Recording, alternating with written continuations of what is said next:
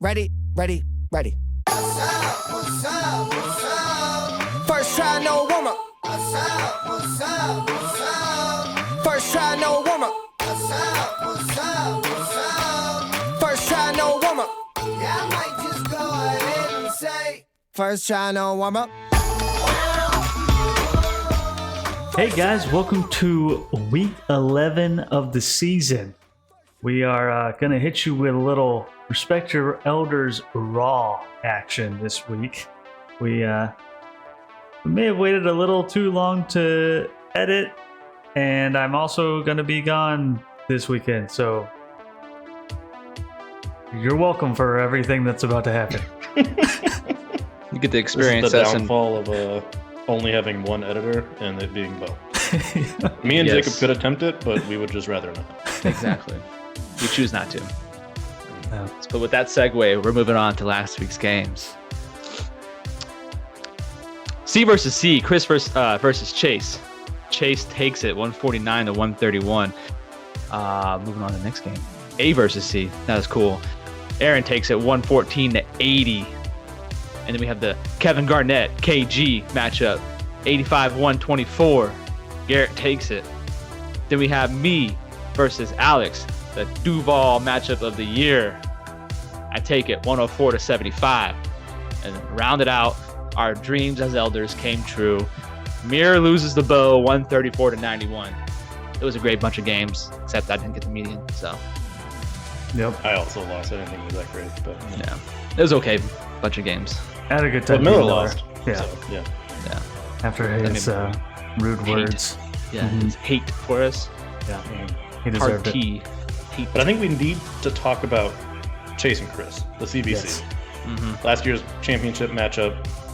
Chase has come out in both matchups this season and just blown up. Mm-hmm. He takes that game. He had it marked on his calendar, circled it, put a little star next to it on the calendar. He's like, these 2 weeks, not fucking around.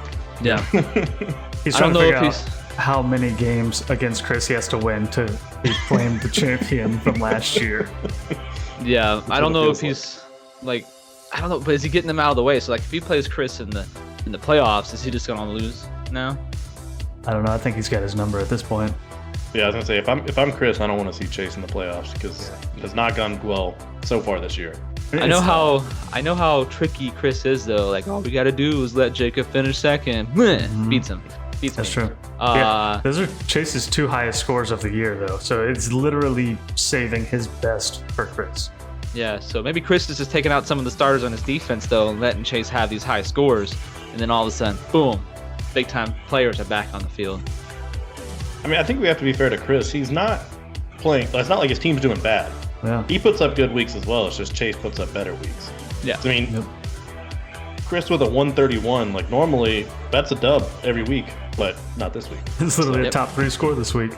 Yeah. Yeah. So I think it's just Chase's. He circled on the calendar. Maybe Chris should have put a couple marks on the calendar next to Chase's name, and he would have been better off.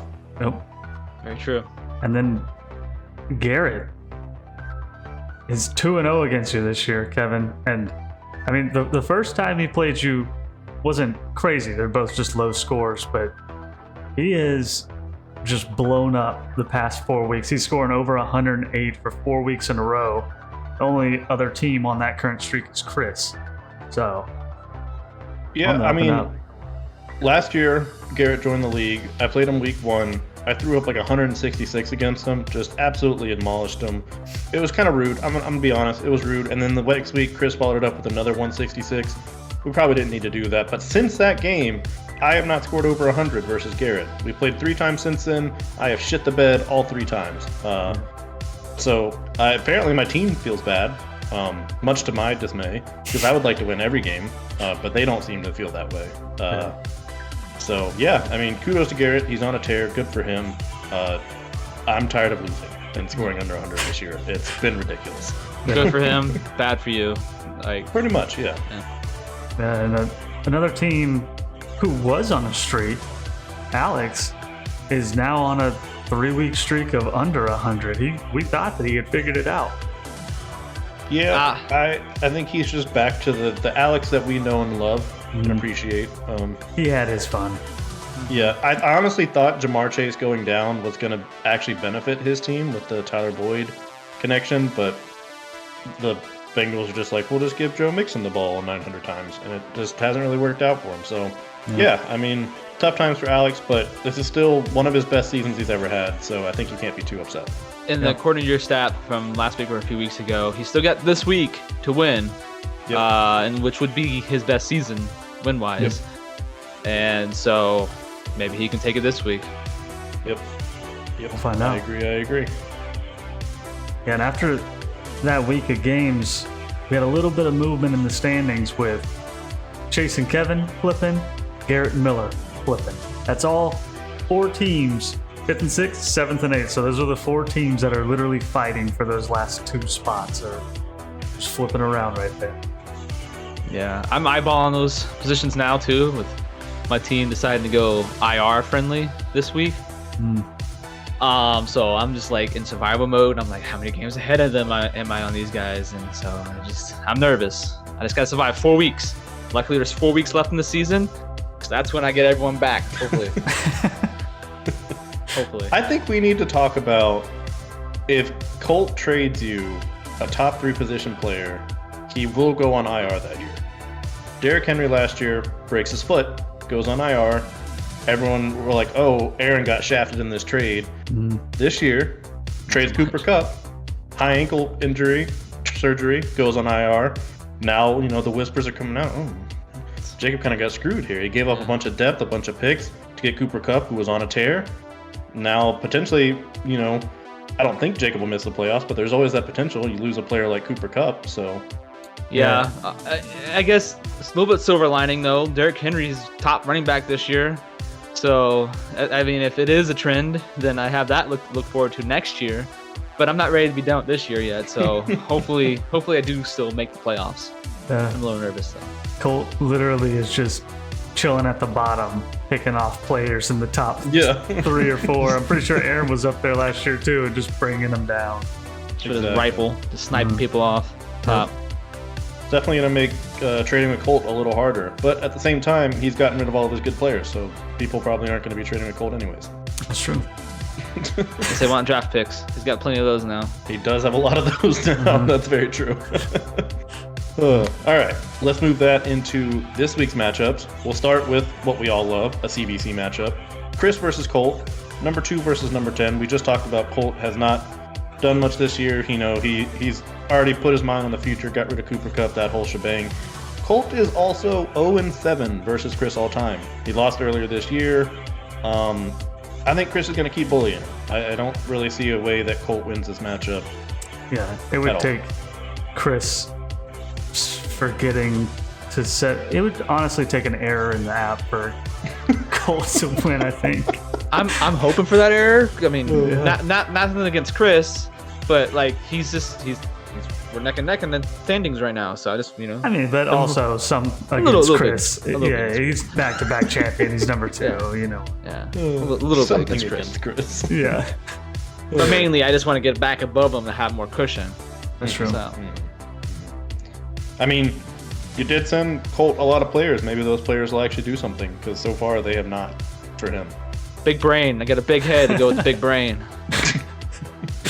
Foresaw Cooper Kupp going down and needing Colt to win. Yeah. Yep. Big brain movement. Speaking of big brains, that takes us to the next matchup, Elder Showdown, me versus Mr. Big Brain himself, number 3 versus number 6. I'm right there on the edge, the nice edge of the playoffs. Me and Chase flipped. I was 5th, dropped down to 6th. Garrett's storming he's storming. He's coming up. I don't want to give him take that spot yet, even though I did lose to him 0-2 last week, so I could have maybe helped myself out a little bit. But either way, if we look back to earlier in the season, I beat the absolute brakes off of Jacob week 2. Scored like 170-something. Tyreek Hill blew up like he's done most of the year, but luckily for Jacob, Tyreek Hill's on a bye week this week.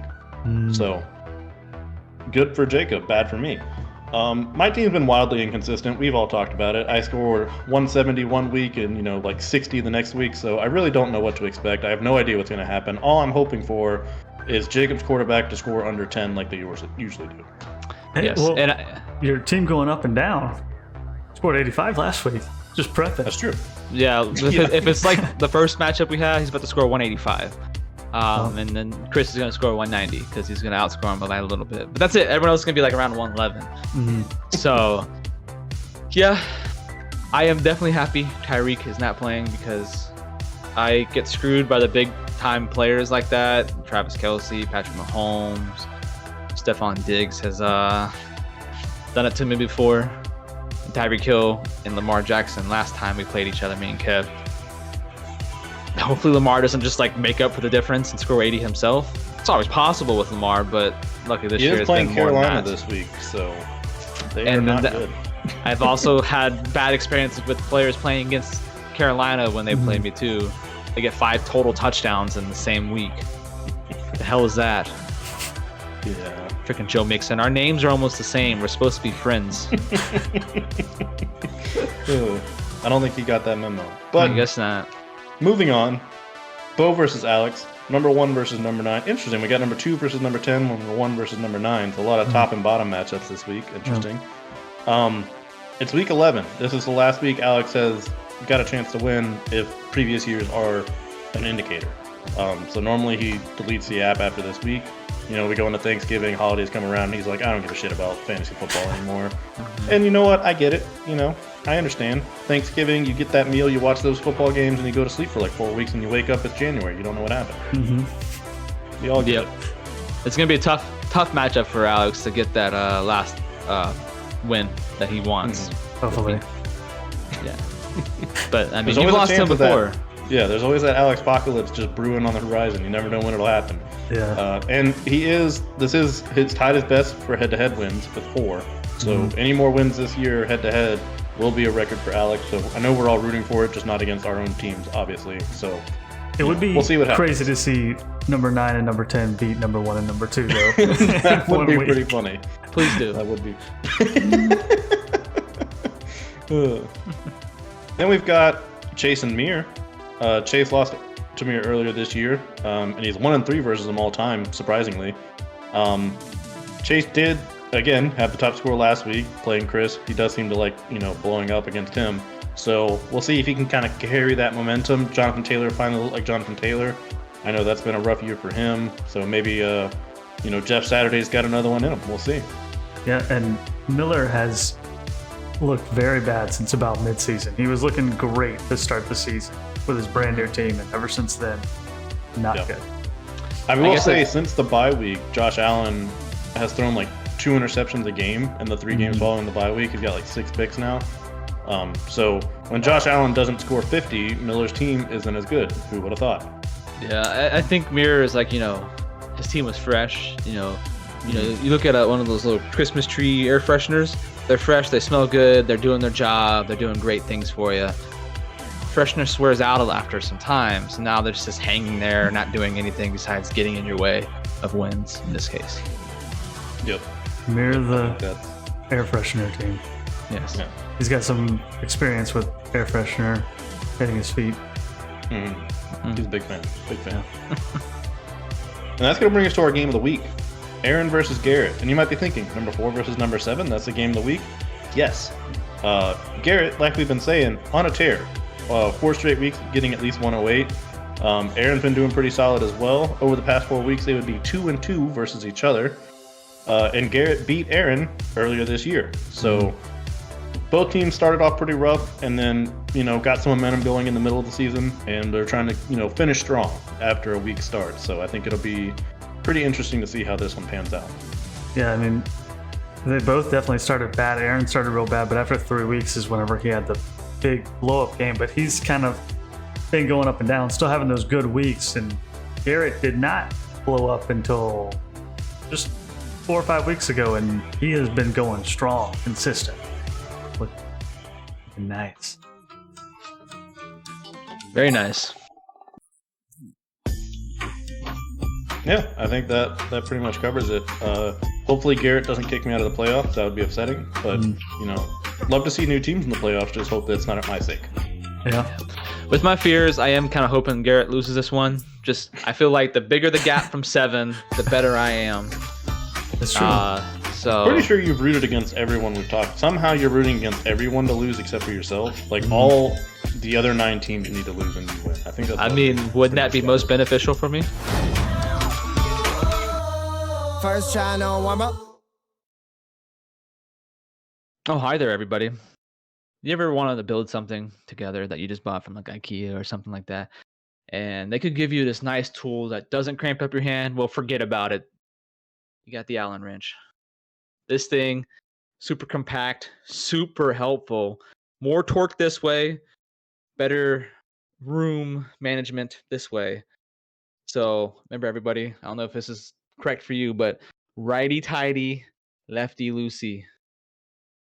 If you don't know what that means, if you want it to be tight, you go right. If you want it to be loose, you go left. So get yourself an Allen wrench. And yeah, they normally come with the thing you buy anyways. So just look out for it. Have a good week, everybody.